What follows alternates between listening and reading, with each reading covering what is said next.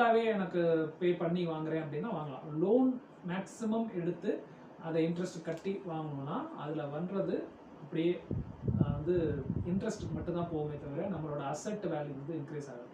இன்னொரு விஷயம் மைண்டில் வச்சுக்கோங்க, அப்பார்ட்மெண்ட்ஸு இதெல்லாம் போகும்போது பில்டிங்கோட வேல்யூ டிப்ரிஷியேஷன் தான்.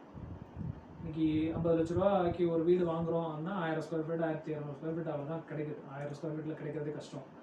அதில் வந்து யூடிஎஸ்ன்னு கிடைக்கக்கூடிய லேண்டு வந்து வெறும் 500 ஸ்கொயர் ஃபீட்டு அது மாதிரி இருக்கும். அதோட வேல்யூ பார்த்தீங்கன்னா 20 லட்ச ரூபாய் இருக்கலாம். மிச்சம் 30 லட்ச ரூபாய் வந்து உங்களோட பில்டிங் வேல்யூ. அந்த 30 லட்ச ரூபா வந்து டிப்ரிஷியேட் தான் ஆகும். ஸோ இந்த 20 லட்ச ரூபாய் 500 ஸ்கொயர் ஃபீட்டோட இது தான் அப்ரிஷியேட் ஆகுமே தவிர பில்டிங் வேல்யூ வந்து டிப்ரிஷியேட் ஆகும். ஸோ ஃபியூச்சரில் அந்த பில்டிங் ஒரு 30 வருஷம் ஆச்சுன்னா அந்த பில்டிங் வந்து இடிச்சிட்டு திரும்ப கட்டுற மாதிரி தான் இருக்கும். ஒன்லி லேண்டு மட்டும் தான் அப்ரிஷியேட் ஆகுமே தவிர பில்டிங் அப்ரிஷியேட் ஆகாது. ஸோ அதெல்லாம் வந்து யோசிச்சு தான் வந்து லோன் எடுக்கிறது இந்த மாதிரி லாங் டேர்முக்கு பண்ணணும். இன்ஸ்டெட் ஆஃப் அதுக்கு பதில்